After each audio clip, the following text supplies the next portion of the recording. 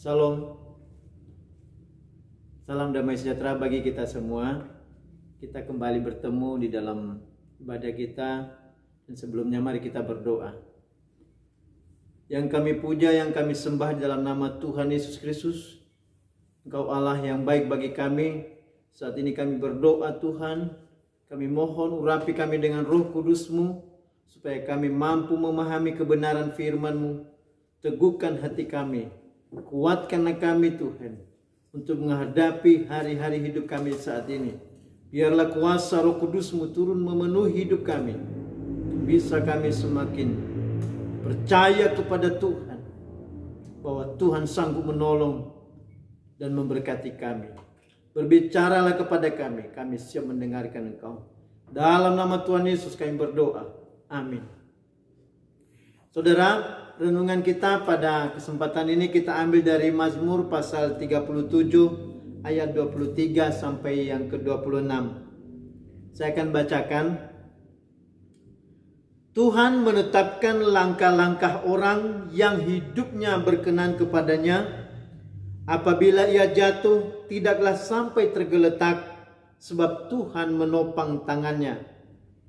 Dahulu aku muda, sekarang telah menjadi tua, tetapi tidak pernah kulihat orang yang benar ditinggalkan, atau anak cucunya meminta-minta roti. Tiap hari ia menaruh belas kasihan dan memberi pinjaman, dan anak cucunya menjadi berkat. Renungan yang barusan kita baca ini merupakan mazmur dari Raja Daud. Dan Raja Daud menulis mazmur ini berdasarkan pengalaman hidupnya di dalam mengiring Tuhan. Sebagaimana kita lihat, Raja Daud merupakan raja yang sangat disayangi oleh Tuhan, tetapi penuh dengan pergumulan dalam kehidupannya.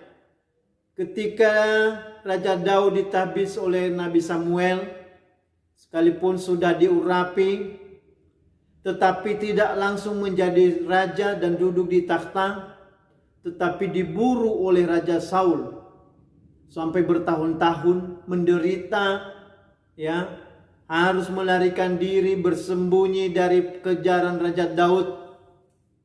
Tetapi pada akhirnya Raja Daud keluar sebagai pemenang. Itu pun setelah Raja Daud duduk sebagai raja, tidak berhenti lagi dari proses dan tekanan dan pergumulan. Anaknya sendiri menjadi musuhnya, sehingga dia harus juga bersembunyi.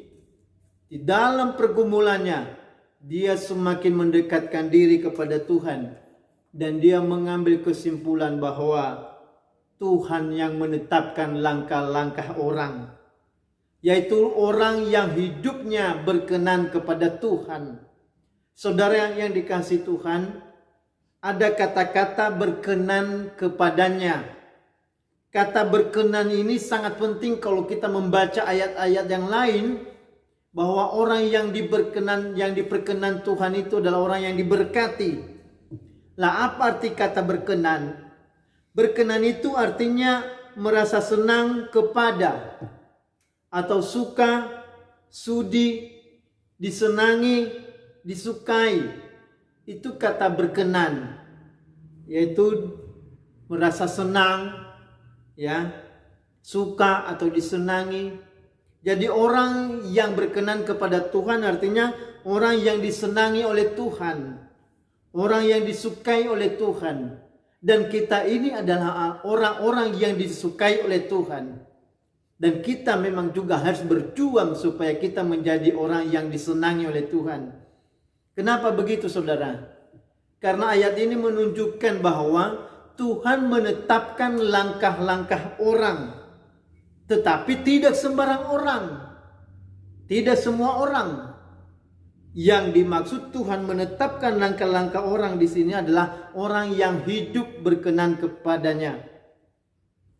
Jadi saudara yang dikasihi Tuhan, orang yang berkenan kepada Tuhan, hidupnya ditetapkan oleh Tuhan. Hidupnya diatur oleh Tuhan, dikontrol, diawasi, atau diprogram oleh Tuhan. Itu hidup orang yang berkenan kepada Tuhan. Sehingga dari kalimat ini ada unsur tanggung jawab dari Tuhan. Ya, artinya Tuhan bertanggung jawab atas hidup kita yang senantiasa diatur oleh Tuhan, ditetapkan oleh Tuhan, bahkan diprogram oleh Tuhan.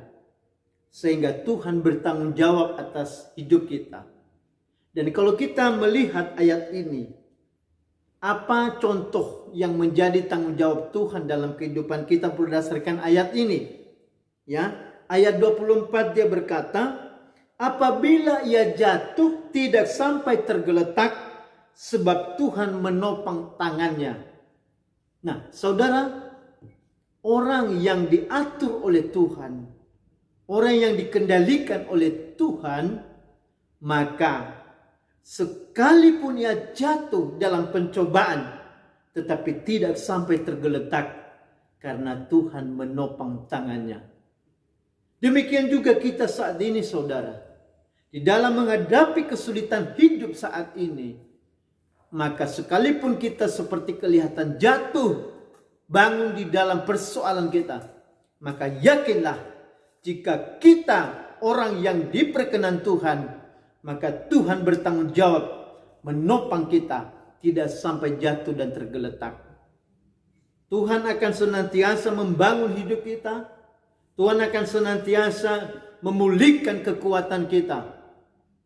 Ya, sehingga kita tetap berdiri tegak di hadapan Tuhan Yesus Kristus. Saudara yang dikasihi Tuhan, yang terpenting di sini adalah kita harus menjadi orang yang diperkenan oleh Tuhan. Selain kita ditopang oleh Tuhan di dalam setiap pergumulan kita, maka yang ketiga adalah tidak kekurangan suatu apapun sampai kepada anak cucu. Artinya, orang yang senantiasa dikontrol oleh Tuhan tidak akan kekurangan di dalam hidupnya. Bahkan dikatakan sampai kepada anak cucunya. Ya, kalau kita lihat di dalam ayat yang ke-25 dikatakan, dahulu aku muda, sekarang telah menjadi tua, tetapi tidak pernah kulihat orang benar ditinggalkan atau anak cucunya meminta-minta roti. Saudara yang dikasihi Tuhan, di sini jelas bahwa orang benar, orang yang diperkenan Tuhan, orang yang disukai oleh Tuhan, maka hidupnya diberkati. Ini cerita pengalaman Raja Daud. Dia mengatakan bahwa dahulu aku muda, tetapi sekarang sudah menjadi tua. Artinya selama hidupnya Raja Daud tidak pernah melihat orang benar itu ditinggalkan oleh Tuhan. Raja Daud tidak pernah melihat orang benar itu cucunya meminta-minta roti, artinya menjadi pengemis atau menjadi pengamen. Tidak pernah Raja Daud melihat orang benar kondisinya seperti itu. Tetapi orang yang diperkenan Tuhan akan ada jaminan pemeliharaan, ada jaminan providensial Allah bahwa Tuhan senantiasa mencukupi kebutuhan orang yang diberkenan oleh Tuhan. Nah, saudara yang dikasihi Tuhan, pengalaman Raja Daud ini menjadi pelajaran berharga bagi kita, terutama di dalam menghadapi masa-masa yang sulit di masa yang akan datang ini.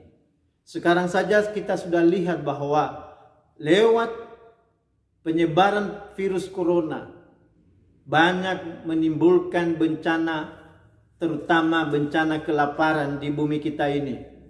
Sehingga banyak orang menjadi mengeluh persoalan kebutuhan hidupnya, mengeluh persoalan pekerjaannya, mengeluh persoalan perekonomiannya, sehingga menimbulkan kejahatan di tengah-tengah masyarakat. Banyak timbul perampokan, pencurian dan sebagainya. Nah, saudara yang dikasihi Tuhan, lewat ayat ini ada suatu jaminan bagi kita, asalkan kita menjadi orang yang diperkenan Tuhan, maka jaminan pemeliharaan, jaminan providensia Allah akan menjadi milik kita, sehingga kita tidak pernah kekurangan, bahkan sampai kepada anak cucu kita. Tuhan pasti selalu memberkati. Tuhan pasti selalu memberkati. Ayat 26, tiap hari Ia menaruh belas kasihan dan memberikan pinjaman, dan anak cucunya menjadi berkat. Kasih setia Tuhan kekal selama-lamanya. Kasih setia Tuhan selalu baru setiap pagi bagi orang-orang yang disenangi oleh Tuhan dan bagi orang-orang yang berkenan kepadanya. Bahkan anak cucunya akan menjadi berkat. Jangan-jangan menjadi pengemis. Sebaliknya yang terjadi adalah anak cucu kita akan menjadi berkat bagi orang lain, akan menjadi berkat bagi bangsa-bangsa. Nah, saudara yang dikasihi Tuhan, yang menjadi pertanyaan sekarang, bagaimana cara supaya kita ini menjadi orang yang diperkenan Allah? Ya, bagaimana cara supaya kita ini menjadi orang yang diperkenan Allah? Kita baca Ibrani pasal yang ke-11. Kitab Ibrani, surat Ibrani pasal yang ke-11 ayat yang ke-6. Saya bacakan. Tetapi tanpa iman tidak mungkin orang berkenan kepada Allah.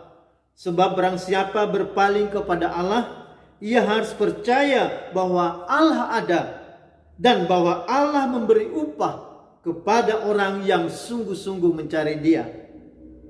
Ini ayat ini singkat tetapi padat dan berisi. Ya. Dari ayat ini kita bisa mengambil satu pelajaran bahwa yang menjadi syarat untuk diperkenan Tuhan adalah pertama beriman. Beriman. Karena dikatakan di sini, tetapi tanpa iman tidak mungkin orang berkenan kepada Allah. Artinya apa? Syarat mutlak untuk menjadi orang yang diperkenan oleh Tuhan adalah beriman. Beriman dalam bahasa Yunaninya adalah pistis.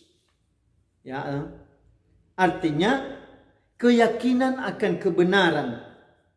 Keyakinan yang kuat kepada Allah. Kesetiaan sebagai karakter orang yang bisa diandalkan. Itu salah satu pengertian daripada iman atau pistis. Yaitu ada keyakinan yang kuat kepada Allah. Jadi untuk menjadi orang yang diperkenan oleh Tuhan, maka kita harus memiliki keyakinan yang kuat kepada Allah yang tidak tergoncangkan oleh keadaan apapun. Orang yang beriman artinya yakin dan percaya bahwa Allah ada. Yakin dan percaya bahwa Allah ada. Kita bukan orang yang tidak percaya kepada Tuhan. Orang yang tidak percaya kepada Tuhan itu disebut ateis. A artinya tidak, teis itu theos artinya Tuhan. Menjadi ateis, tidak percaya kepada Tuhan. Tetapi kita orang yang beriman, yaitu orang yang yakin bahwa Tuhan ada. Yang kedua, bahwa kita percaya bahwa Allah memberikan upah kepada orang yang mencari Dia. Itu artinya beriman. Ya. Jangan kita berkata bahwa kita beriman kepada Tuhan, tetapi di dalam kehidupan kita sehari-hari kita sering khawatir, sering bimbang, bahkan hilang kepercayaan kepada Tuhan. Ya, kalau kita membaca di dalam Matius pasal 6, orang yang sering khawatir, orang yang khawatir dalam hidupnya ini, Tuhan Yesus katakan itu adalah bangsa-bangsa yang tidak mengenal Allah. Yaitu orang-orang yang tidak percaya kepada Tuhan. Ya, orang-orang yang tidak mengenal Tuhan. Atau bisa dikatakan kelompok-kelompok ateis yang tidak percaya akan keberadaan Allah. Itu karakter atau ciri-ciri orang yang tidak mengenal Tuhan. Dan Tuhan Yesus berkata itu adalah bangsa-bangsa lain. Tetapi kita adalah bangsa yang percaya kepada Tuhan. Maka kita harus yakin bahwa Tuhan ada. Dan kita percaya bahwa Tuhan memberikan upah atau berkat bagi kita yang senantiasa mencari Dia siang dan malam. Persoalannya, apakah kita sudah dengan tulus hati mencari Tuhan dalam kehidupan kita? Karena mencari Tuhan ini menjadi salah satu syarat bagaimana kita dikatakan sebagai orang yang berkenan kepada Tuhan. Selain beriman, yang kedua adalah selalu mencari Tuhan. Bagaimana kita dikatakan orang beriman, tetapi kita tidak pernah mendekatkan diri kepada Tuhan? Bagaimana kita dikatakan orang yang beriman, tetapi kita tidak mau mendekat kepada Tuhan?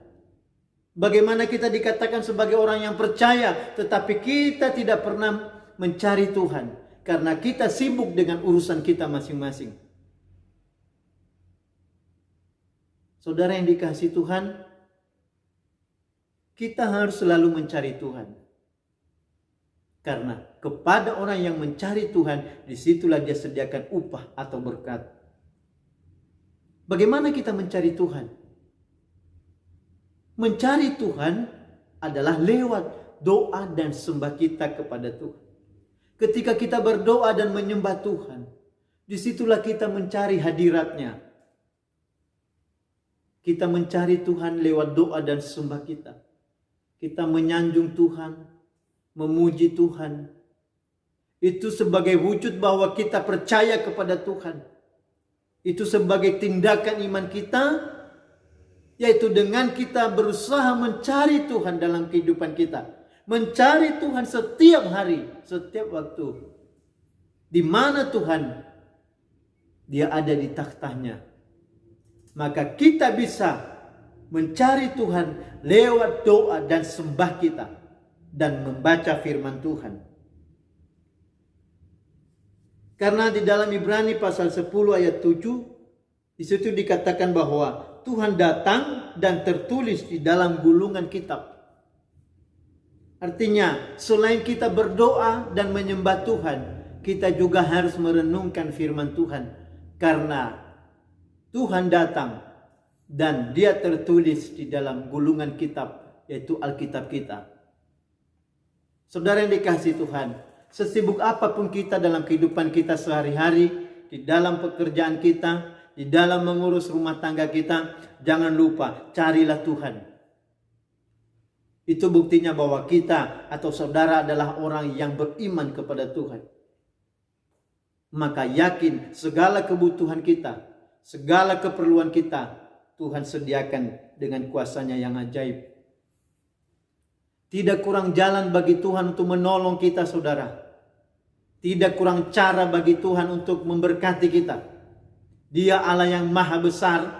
Dia Allah yang sanggup menolong kita dengan caranya yang ajaib yang tidak pernah terpikirkan oleh kita. Oleh karena itu tunjukkanlah bahwa kita adalah orang yang beriman kepada-Nya. Dengan jalan kita selalu bersekutu dengan Tuhan. Mencari Dia di dalam doa dan sembah kita. Katakan bahwa di atas puji-pujian Tuhan hadir. Ketika kita menaikkan pujian, menaikkan doa dan sembah, maka hadirat Tuhan turun atas kita. Kuasa Roh Kudus memenuhi hidup kita.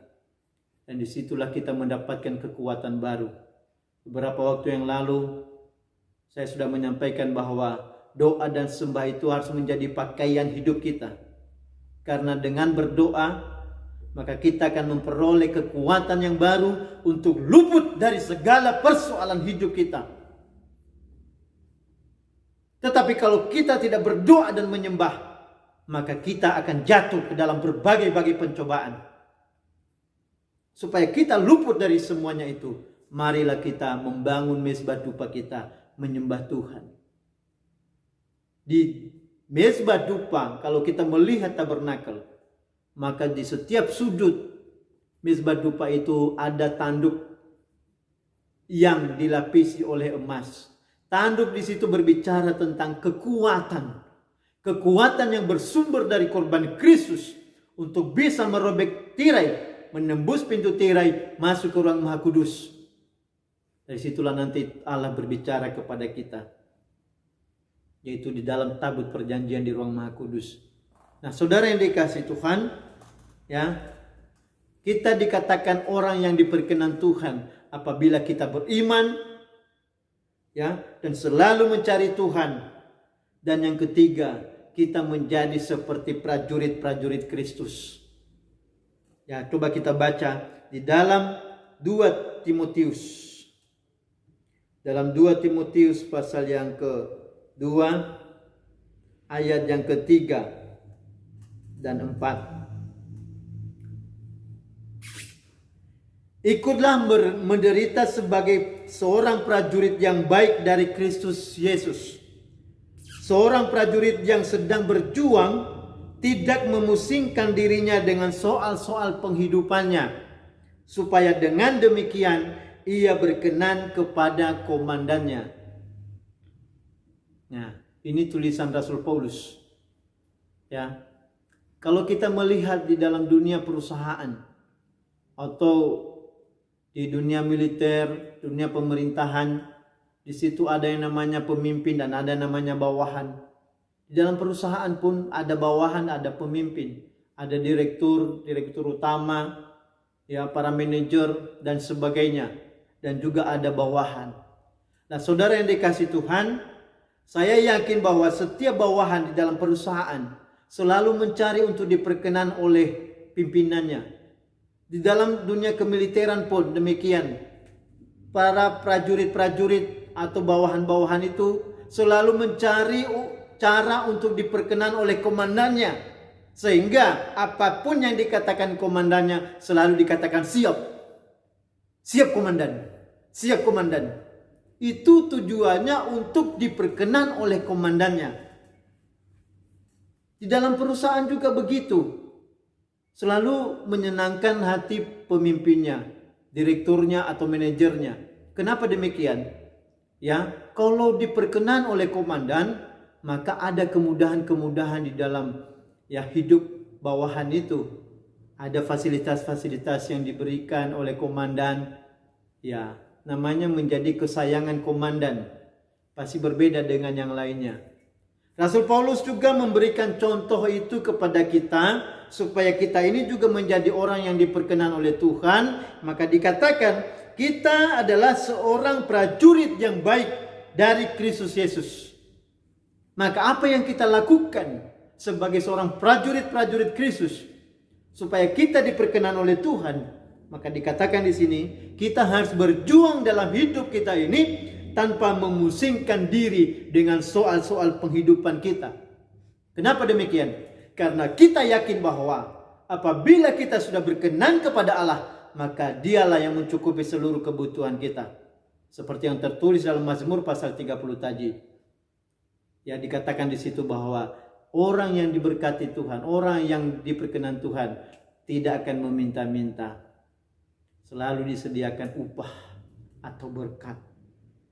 Nah, saudara yang dikasihi Tuhan, ya, pada kesempatan ini saya sampaikan kepada kita, ya, supaya di hari-hari hidup kita, marilah kita tingkatkan doa dan sembah kita kepada Tuhan.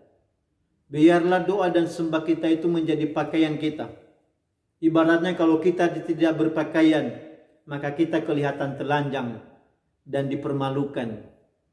Karena kelihatan semua, ya, kejelekan kita. Ya, kalau dalam bahasa Tuhan Yesus, ya, berjaga-jaga dan berdoalah supaya engkau tidak jatuh ke dalam pencobaan.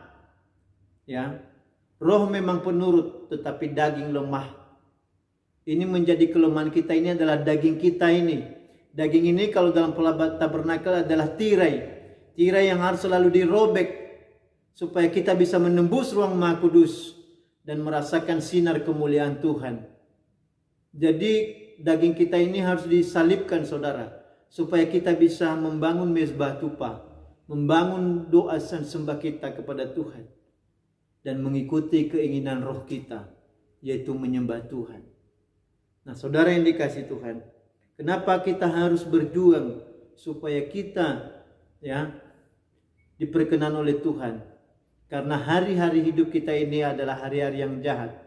Dunia ini kita ini bukan semakin baik, tetapi semakin jahat dan semakin menuju kepada kehancurannya.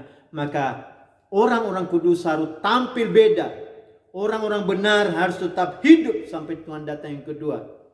Orang-orang yang diperkenan oleh Tuhan harus senantiasa bersuka cita di dalam Tuhan. Jadi sekali lagi saya tekankan kepada kita bahwa untuk menjadi diperkenan oleh Tuhan, maka kita harus beriman, yaitu percaya sepenuhnya kepada kuasa Tuhan. Yang kedua, kita selalu mencari Tuhan di dalam doa dan sembah kita dan merenungkan firman Allah. Dan yang ketiga, kita harus menjadi prajurit-prajurit yang diperkenan oleh komandan kita, yaitu Tuhan Yesus Kristus. Maka segala kebutuhan kita, segala persoalan kehidupan kita, baik persoalan dalam rumah tangga, dalam nikah, persoalan dalam pekerjaan, persoalan dalam kebutuhan ekonomi kita, yakinlah bahwa Tuhan senantiasa menolong kita. Karena Dia yang menetapkan langkah-langkah kita, karena Dia yang mengontrol seluruh aspek kehidupan kita. Dan Tuhan bertanggung jawab atas segala sesuatu dalam kehidupan kita ini. Saudara yang dikasihi Tuhan, semoga Tuhan Yesus Kristus memberkati kita. Dan marilah kita bangkit, bangunlah doa dan sembah di rumah masing-masing, sehingga saudara bisa melihat kuasa dan mujizat Tuhan. Tuhan Yesus Kristus memberkati. Mari kita berdoa. Terima kasih Bapa, Engkau yang telah berbicara kepada kami. Dan Engkau telah hadir di tengah-tengah kami melalui gulungan kitab, melalui firman-Mu, bahwa Engkaulah yang menetapkan langkah-langkah hidup kami ini. Dan kami harus menjadi orang yang diperkenan oleh Engkau, sehingga Engkau senantiasa memberkati hidup kami. Terima kasih. Kami mohon kuasa Roh Kudus-Mu memenuhi hidup kami, supaya kami semakin mendekatkan diri kepada Tuhan di dalam menghadapi masa-masa yang sukar, di dalam menghadapi masa-masa yang sulit di masa yang akan datang ini. Engkaulah yang menjadi kekuatan kami ya Tuhan. Engkau yang menjadi perlindungan dan pertolongan bagi kami. Dan Engkaulah yang menjadi tumpuan hidup kami. Kami percayakan segenap hidup kami ke dalam tangan-Mu. Karena Engkaulah yang bertanggung jawab atas kami. Kau memberkati seluruh umat-Mu ya Tuhan. Dalam persoalan hidup mereka saat ini. Dalam kebutuhan hidup sehari-hari Engkau yang sediakan dan cukupi. Dan dalam pekerjaan mereka, di dalam membangun usaha dan rumah tangga mereka diberkati oleh Tuhan. Apapun yang menjadi doa dan permohonan umat-Mu, Engkau yang sudah mendengar dan menjawab, dan memberikan yang terbaik bagi kami semuanya. Terima kasih, hanya di dalam nama Tuhan kami Yesus Kristus, kami telah berdoa dan mengucap syukur. Haleluya. Amin.